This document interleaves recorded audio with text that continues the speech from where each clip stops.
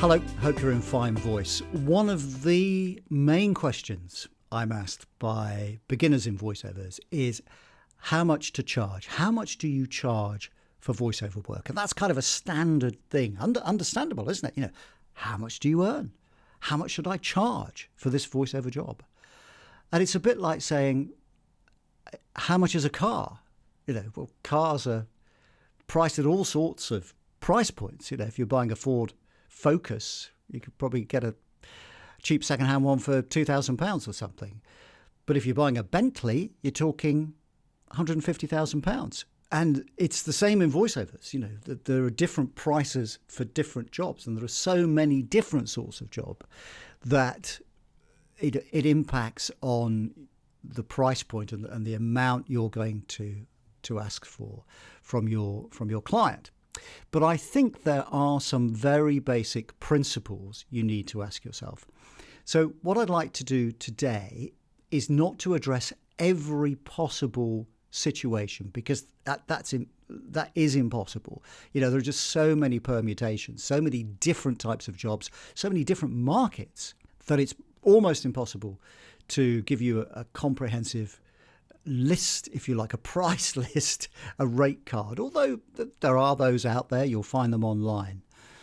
Sometimes I think they're a bit rigid. But I think if you stick to some basic principles, some basic questions you need to ask yourself and possibly your client, then that will really help with your pricing of voiceover jobs. So let's start out with the first question you need to pose, the first principle, if you like. And that is this job that you've got in front of you, is this job broadcast or non-broadcast?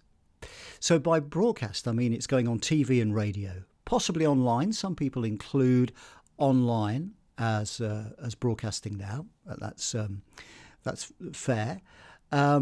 So if it's broadcast, if it's for television, radio, online, then you're going to charge much more than if it's for internal use.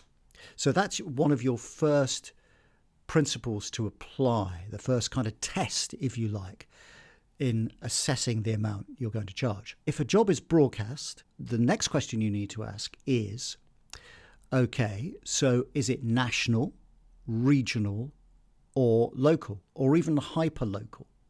So these, again, are different markets. So if you did a job for Biggleswade FM, a small local radio station, you wouldn't charge as much as if that same commercial, so I'm talking about maybe a 30-second commercial, if that same commercial was broadcast fully networked, so right across the UK or right across your particular territory.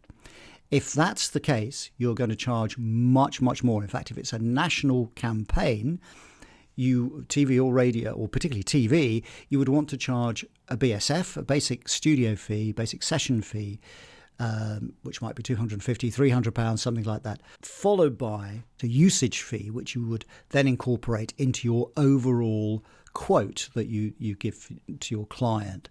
So a network TV commercial, for example, might pay £250 BSF, basic studio fee, basic session fee, plus the usage. And that could be, if it's going to be used for a year, might be £1,000, £2,000, £3,000 perhaps, depending on the particular project. If it was on Biggleswade FM, you'd probably be lucky to get 30 quid. So, and it's the same, you'd have put exactly the same amount of work in. So determine within the confines of broadcast what it is and where it's going to, how many eyeballs or how many ears, basically the number of people who are going to watch or listen, what is the market, and determine it from that. Now, non-broadcast, well, it's for internal use. So it could be, for example, online training, e-learning, could be a corporate, something like that, and all the offshoots of those. And they will be priced differently. So there you perhaps want to be talking 250, 300, depending on the individual price of the job, depending on the market and what the client's willing to pay. But you wouldn't be looking at national, regional, local, or anything like that, because you know that it's for non-broadcast. So that makes the job much cheaper and you'll be quoting a lower fee. The next principle you need to apply, the next test you need to apply is genre. What is the genre that the job is in? So let's compare two for the sake of argument. So let's compare an audiobook with a corporate. Now, an audiobook is priced very differently to lots of other types of voiceover work. And an audiobook you wouldn't really apply to broadcast or non-broadcast, unless, of course, that book is then being played out on the radio. If it was, then it would attract a whole different pricing structure. But for audiobooks, you want to really charge by PFH, per finished hour. So that's the completed project. So if you took on a book that was 10 hours in length, so as a listener, it would take you 10 hours, big novel, take you 10 hours to listen to. As a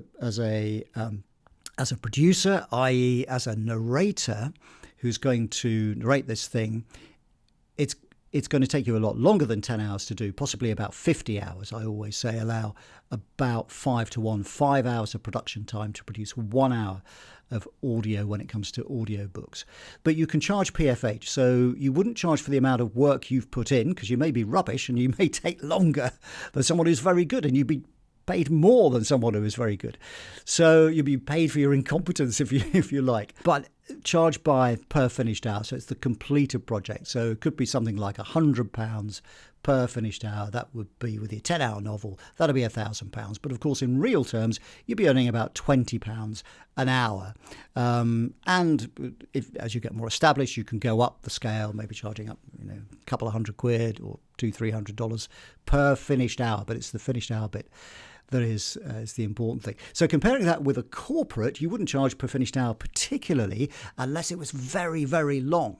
But you could charge a couple of £100, £200-300 for a corporate. Again, it would depend on the market. It would depend on the job. If you were doing a job for Microsoft that was going to be seen by the big wigs there, or Nike or whatever, you'd be charging perhaps much more than you would for the local company that produces industrial washing machines that no one's ever heard of. But again, that doesn't necessarily always follow, and you may want to charge a decent amount for that. But think along the lines of £250, £200, £250, £300 for a corporate. And that brings me on to another principle of charging, which is the length of the project. And obviously with audiobooks, the longer it is, the more you're going to earn. The longer your corporate is, the more you're going to earn. The longer your e-learning project is, the more you're going to want to charge for that. And the final principle is the markets. What market are you applying for? So markets can depend on the genre and the category, but also I'm thinking more specifically about the geographical market that you're in. So really for Europe and America, Australia, New Zealand and so on, in the what's pejoratively called the developed world, Western nations, if you like, the first world, you'll probably be charging more just because the market's more mature, there's more money sloshing around and so on. Probably for developing nations, there may be a lower fee. So expect to charge and earn less. So again, you want to tailor your pricing structure for that. But I didn't particularly today want to give you any specific rates, although I've floated a few by you. But I think the main thing to remember is go through those principles when you're asking, when you're trying to work out how much to charge for a job. Is it broadcast? Not broadcast? You're going to charge more for broadcast. You're going to charge more for network TV commercials than you are for a local radio ad and so on. And non-broadcast, it's not going out for public consumption. It is purely for internal use, and you're probably going to charge much less on something like that. The broadcasting principle doesn't apply to it. And then we've got the genre. Audiobooks are going to pay very differently to e-learning, very different to corporates and commercials and so on. I always say that every job should be judged on a case-by-case basis. Every voiceover job is individual, and you should have at the back of your mind what you're going to charge, but don't stick to a rigid rate card. By all means, develop a rate card. There are lots online, like I said, and they're great guides, but don't be rigid, because that will box you in and you could lose a lot of work through that. So be prepared to be flexible on some things. In some cases, you might need to soften your prices. In some cases, you may be undercharging and you may need to harden those prices up. So I think as long as you remember that there are many, many different variables that go into the mix in coming up with a quote and coming up with a price point for your work. But the main thing is don't undersell yourself, but don't oversell yourself either. But remember those basic principles, and that will give you a good kind of framework, I think, for working out what you should charge from your own voiceover perspective. All right, thanks very much for watching today. Look after your voice, and I'll see you next time.